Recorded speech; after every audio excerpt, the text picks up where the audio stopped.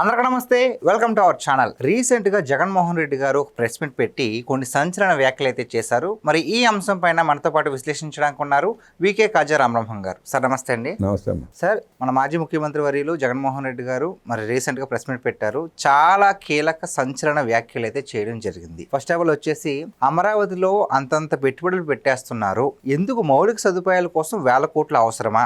మావిగన్ పేరు చెప్తేనే చంద్రబాబు నాయుడు గారు గుండె ఆగిపోయి చచ్చిపోతున్నాడు అని ఈ వ్యాఖ్య అనడం జరిగింది. దీని గురించి మీరేమంటారు? అమరావతి మౌలిక సదుపాయాల గురించి మాట్లాడాడు కాబట్టి ఇద్దరు వ్యక్తులు ఉండటానికి ఉండవల్లో అన్ని వేల స్క్వేర్ ఫీట్ల ప్యాలెస్ అవసరమా? ఇద్దరు వ్యక్తులు ఉండటానికి యలంక ప్యాలెస్లో 35 ఎకరాలు అవసరమా? లేదు ఇద్దరు వ్యక్తులు ఉండటానికి జూబ్లీ హిల్స్లో లోటస్ పాండ్ అవసరమా? చెన్నైలో ప్యాలెస్లో అవసరమా? బొంబాయిలో అవసరమా? కలకత్తాలో అవసరమా? ఢిల్లీలో అవసరమా? ఇంగ్లాండ్లో అవసరమా? అమెరికాలో అవసరమా? మీరు ఉండేది ఇద్దరు లేదా నలుగురు, మీకెందుకు? అసలు నిన్ను ఓడించి ఇంటికి పోవాయా బాబు అని పంపించిన తర్వాత అమరావతి గురించి నీకు ఎందుకు? నువ్వెవడో అసలు అమరావతి గురించి మాట్లాడటానికి? నువ్వు ఇందాక ప్రస్తావిస్తా మాజీ ముఖ్యమంత్రి అన్నావు. ప్రజల దౌర్భాగ్యం, దరిద్రం, శని నెత్తి మీద తాండవించి ఒకసారి ముఖ్యమంత్రిని చేసుకున్నారు. ఇంకోసారి ఎప్పుడు మాజీ ముఖ్యమంత్రి అనబాకండి. పులివెందుల ఎమ్మెల్యే మాత్రమే. భవిష్యత్తులో మాజీ ఎమ్మెల్యే అనాల్సిన పరిస్థితి తెచ్చుకుంటున్నాడు జగన్మోహన్ రెడ్డి. మాజీ ముఖ్యమంత్రి అని పలకడానికి కూడా అర్హత లేదంటారా? ఆ స్థాయి లేదా మనిషికి?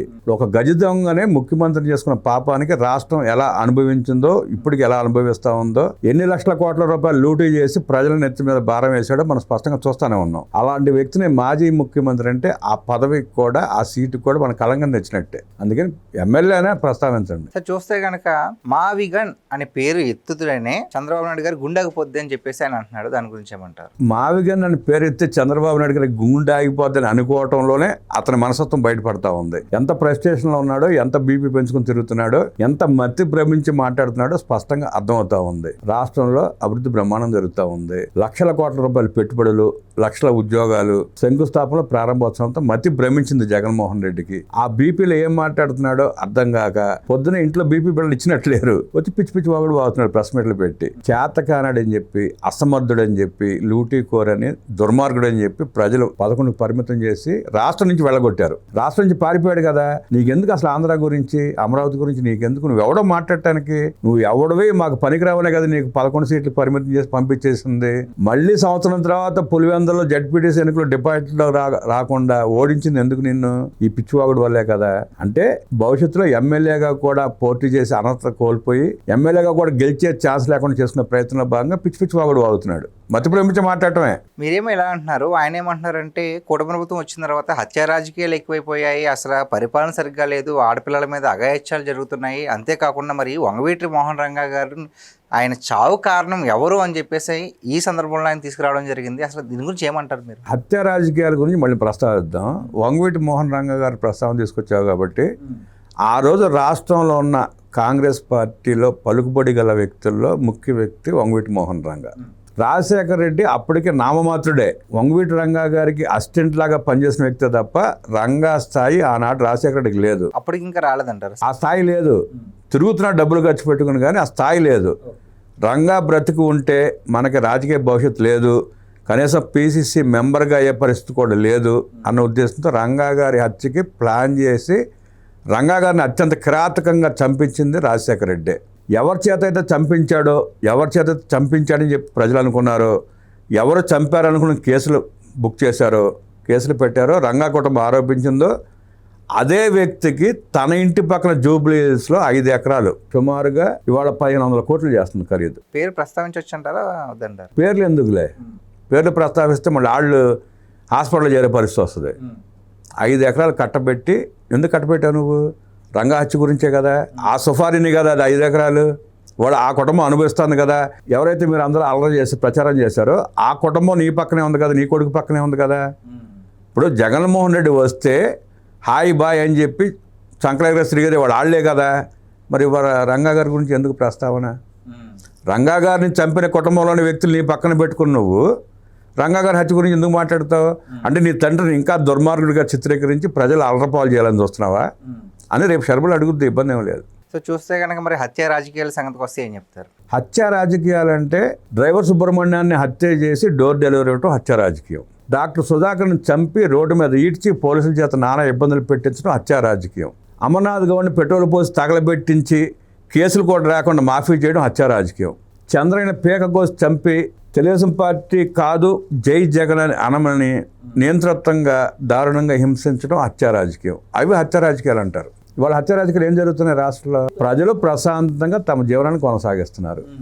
చేతున్న పనులు ఉన్నాయి, సంక్షేమ కార్యక్రమాలు అంతా ప్రతి వాడికి ఉద్యోగం దొరుకుతూ ఉంది, హ్యాపీ బతుకుతూ ఉంటే ఇవాళ నువ్వు పని పాట లేక వీకెండ్ పాలిటిక్స్ చేయడానికి రాష్ట్రానికి వచ్చి హత్యా రాజకీయాలు అంటే వాళ్ళ రాష్ట్రం నమ్మడానికి ఎవరు సిద్ధంగా లేరు. అంటే ఆయన ఒక మాట అన్నారండి. ఆయన ఏమన్నారు? స్వయానా చంద్రబాబు నాయుడు గారి వియ్యంకుడైనటువంటి మరి బావమరిది అయినటువంటి బాలకృష్ణ గారి గురించి ఇప్పుడు నేను అడుగుతున్నాను, ఈ వేదికగా అడుగుతున్నాను, మీరు హత్య రాజకీయాలు చేయలేదా? మీ ఇంట్లో ముగ్గురిని చంపేయలేదా? మీ డ్రైవర్ని బండకేసి కొట్టేసి చంపేయలేదా అని చెప్పేసి మరి డైరెక్ట్ స్టేట్మెంట్ ఇచ్చేయడం జరిగింది. అసలు దీని పరిణామాలు ఏ విధంగా ఉండబోతాయి అనుకుంటున్నారు? అసలు ఇదేంటి? బాలకృష్ణ గారి ప్రస్తావన తీసుకొచ్చాడు జగన్మోహన్ రెడ్డి. ఆనాడు ముఖ్యమంత్రిగా ఉన్న వైఎస్ రాజశేఖర రెడ్డి. రాత్రికి ఆయన ఆత్మతో మాట్లాడితే ఏం జరిగిందో వాళ్ళ నాన్న చెప్తాడు కరెక్ట్గా దానికి సమాధానం. అంటే మీ నాన్న అసమర్థుడని వాళ్ళు నిరూపించదలుచుకున్నావా అని జగన్ రెడ్డిని మనం ప్రశ్నించాలి. బాలకృష్ణ గారి ఇంట్లో హత్యలు జరిగినప్పుడు ఏం జరిగింది ఏంటనేది ఆనాడు ఉన్న రాజశేఖర రెడ్డి దగ్గర రిపోర్ట్స్ ఉన్నాయి. ఆనాడు ముఖ్యమంత్రి రాజశేఖర రెడ్డే కదా. ఆ సంగతి పోనీ జగన్ రెడ్డికి తెలుసా? జగన్మోహన్ రెడ్డి తెలిస్తే అసలు ఆ ప్రస్తావన తీసుకొస్తాడా? ఆ మాట మాట్లాడతాడా? అంటే నీ తండ్రి అసమర్థుడు అని చెప్పి నువ్వు వాడు ప్రెస్ మీట్ పెట్టి ప్రపంచానికి చెప్పదలుచుకున్నావా అని రేపు శర్మలు అడిగితే ఏం సమాధానం చెప్తాడు జగన్ రెడ్డి? అంతే కదా. రాజశేఖర రెడ్డి అసమర్థుడు అయితేనే కదా అక్కడ హత్యలు జరిగినాయి అని చెప్పి బయట పెట్టలేదని చెప్పి వాళ్ళు జగన్ రెడ్డి చెప్తున్నాడు. నిజంగా జరిగి ఉంటే ఆయనే చెప్పేవాడుగా. ఆ రోజు తెలుగుదేశం పార్టీ ఆయన ప్రత్యర్థి పార్టీనే కదా, ప్రతిపక్షంలో టీడీపీ ఉంది కదా, ఆయన ప్రస్తావించేవాడుగా. రాజశేఖర రెడ్డి అనేక రకాలుగా టీడీపీని చంద్రబాబు నాయుడు గారిని అనేక విమర్శలు చేశాడు. మరి ఆ విమర్శలు ఎందుకు చేయలేదు ఆయన?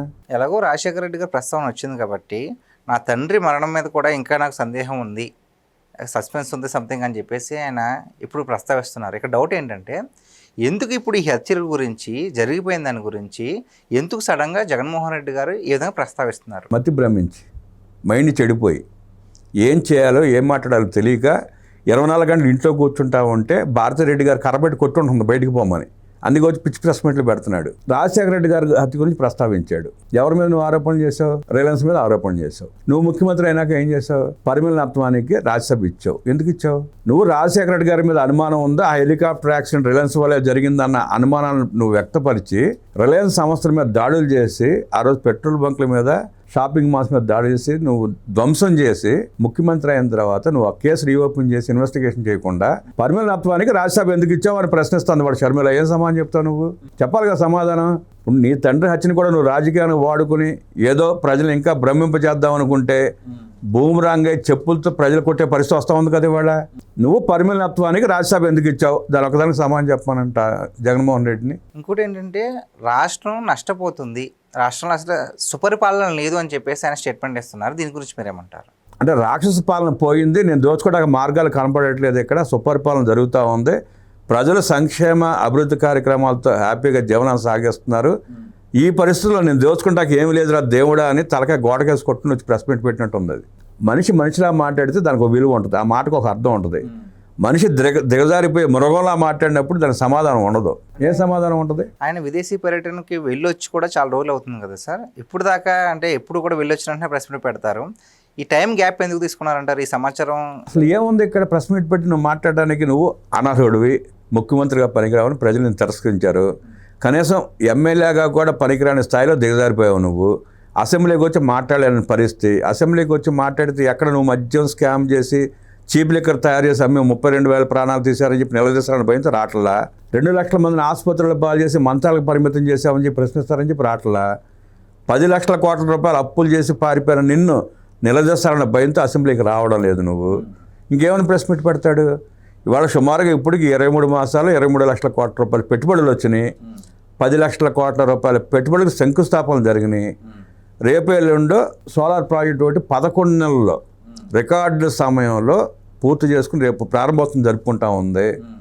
లక్షల కోట్ల రూపాయల పెట్టుబడులు రాష్ట్రం నలుమూలల ఏ జిల్లా తీసుకున్నా 1,00,000 కోట్ల రూపాయలు తక్కువ పెట్టుబడి వచ్చిన జిల్లా ఒకటి ఉందా? ఇవన్నీ చూసి మతి భ్రమించి ఏంట్రా నాకు ఈ కర్మ, నాకు ఇక భవిష్యత్తు లేదని చెప్పి ఏడుస్తూ ప్రెస్ మీట్ పెట్టినట్టుంది వాళ్ళ. అంటే మన పక్క రాష్ట్రమైనటువంటి తమిళనాడులో విజయ్ గారు అనూహ్యంగా అంటే ఊహించిన దానికంటే ఎక్కువగానే అసలు ఊహించలేదు. అయితే ఇప్పుడు కొంతమంది వైసీపీ అభిమానులు ఏమంటున్నారంటే ఆ విధంగానే మేము కూడా నెక్స్ట్ టైం కూడా గట్టిగా వస్తాం, ఈసారి అయితే అన్ని స్థానాలు మావే అని చెప్పేసి కొంతమంది వైసీపీ నేతలు కూడా ప్రస్తావించడం జరుగుతుంది. ఇప్పుడు మరి జగన్మోహన్ రెడ్డి గారు ఈ చేసినటువంటి కామెంట్స్కి దానికి లింక్ చేస్తే కనుక అసలు ఏ విధంగా ఉండబోతుంది రాజకీయ జీవితం జగన్మోహన్ రెడ్డి గారు? ఇప్పుడు తమిళనాడులో విజయ్ రాజకీయాల్లోకి వచ్చాడంటే అతను క్లీన్ మ్యాన్, ఇంతవరకు ఆరోపణ లేదు, ఎప్పుడు రాజకీయాల గురించి మాట్లాడలా, రాజకీయ ప్రస్తావన చేయలే. అక్కడ పొలిటికల్ గ్యాప్ ఉంది. జయలలిత గారు చనిపోయిన తర్వాత ఏఐడిఎంకేలో స్పష్టత లేదు, నాయకత్వం లేదు, స్పష్టం అది. డిఎంకే పరిపాలన చేసింది, 5 ఏళ్ళు అధికారంలో ఉంది. ఈ జగన్మోహన్ రెడ్డి దండుపేళ్ల బ్యాచ్ మూలంగానే స్టాలిన్ కూడా మరకలు అంటుకున్నాయి. జగన్మోహన్ రెడ్డి చేసిన దారుణాల్లో, మోసాల్లో, దోపిడీల్లో ఎంతో కొంత స్టాలిన్కి వాటా ఉందన్న ప్రచారం జరగడంతో తమిళనాడు ప్రజలు తిరస్కరించారు. ఆ గ్యాప్ను పోడ్చడానికి అటు పక్కన ఏఐడిఎంకే లేదు కాబట్టి, నాయకత్వ లోపం ఉంది కాబట్టి విజయ్కి అవకాశం ఇచ్చారు. ఆ అవకాశం ఎంతవరకు ఇచ్చారు? అధికారం కట్టబెట్టల, అధికారానికి దగ్గరగా తీసుకొచ్చి వదిలేశారు. మళ్ళీ మిగతా పార్టీలతో కలిపి అధికారాన్ని చేపట్టాడు. రేపు ఏం చేస్తాడు, ఎలా చేస్తాడు, తను ఇచ్చిన హామీలు ఎలా నెరవేరుస్తాడని చూడటానికి 1 సంవత్సరం టైం పడుద్ది, లేదా 2 సంవత్సరాలు టైం పట్టొచ్చు. అక్కడ గ్యాప్ను ఫిల్ చేసుకున్నాడు కాబట్టి అవకాశం ఆయనకు దక్కింది. ఇక్కడ నువ్వు గజ దొంగవి, లూటీకోరువి, అసమర్థుడివి. తండ్రిని అధికారాన్ని అడ్డబెట్టుకుని 42,000 కోట్ల రూపాయలు, 42,000 కోట్ల రూపాయలు రిజిస్టర్డ్ వాల్యూ మనం మాట్లాడుకునేది, మార్కెట్ వాల్యూ కాదు. మార్కెట్ వాల్యూ లెక్కేసుకుంటే ఒక సుమారుగా 4 లక్షల కోట్లు ఉంటుంది. అది జగన్మోహన్ రెడ్డి దోచుకుంది 40,000 కోట్ల రూపాయలు. సిబిఐ సీజ్ చేసిన ఆస్తులు మనం మాట్లాడేది. 11 సిబిఐ కేసులు, 7 ఈడీ కేసులు, 30 క్రిమినల్ కేసులు పెట్టుకున్న దుర్మార్గుణ్ణి మళ్ళీ ప్రజలు అవకాశం ఇస్తారా? అది కాకుండా తాను ముఖ్యమంత్రిగా పనిచేసిన 5 ఏళ్లలో 10 లక్షల కోట్ల రూపాయలు లెక్కలు లేకుండా దోచుకున్న వ్యక్తిని మళ్ళీ తీసుకొచ్చి పెట్టుకుంటారా? 32,000 మంది ప్రాణాలు తీసిన వ్యక్తిని ఎవడన్నా క్షమిస్తాడా? 2,50,000 మందిని, 2,50,000 కుటుంబాలని రోడ్లో పాలు చేసి 1,50,000 మందిని మంచాలకు పరిమితం చేసిన వ్యక్తిని, దుర్మార్గుడిని, నయవంచకుడిని ఎవరన్నా తెచ్చుకుంటారా? ఇవన్నీ ప్రజలు అడుగుతున్న ప్రశ్నలు. జగన్ రెడ్డి చెప్పడం కాదు. జగన్ రెడ్డి దిక్కుమాలిన మాటలు చాలా మాట్లాడతాడు, దిగజారిపోయి చాలా మాట్లాడతాడు. తానేదో చంద్రబాబు నాయుడు గారి గురించి మాట్లాడితే తన స్థాయి ఏదో పెరుగుద్ది అనుకుంటున్నాడు, కానీ రోజు రోజుకి దిగజారుడు అనుకుంటే అంతకంటే ఎక్కువ దిగజారుతున్నాడు. ఆ స్థాయికి చేరిపోయాడు జగన్మోహన్ రెడ్డి. చూసారు కదండి, కేవలం తన రాజకీయ ఉనికిని కాపాడుకోవడానికి మాత్రమే జగన్మోహన్ రెడ్డి గారు ఇప్పుడు సమయం సందర్భం లేకుండా ఇటువంటి ప్రెస్ మీట్లు పెట్టి ఏదో మొత్తానికి మేము ఉన్నాం కదని తెలియజేసుకోవడానికి ఈ విధంగా మాట్లాడుతున్నారు అని చెప్పేసి కాజా రామబ్రహ్మం గారు చెప్తున్నారు. మరి ఈ వీడియో పైన, ఈ అంశం పైన మీ విలువైన అభిప్రాయాన్ని కామెంట్ రూపంలో తెలియజేయండి. థ్యాంక్ యూ సో మచ్ అండి. నమస్తే అమ్మా.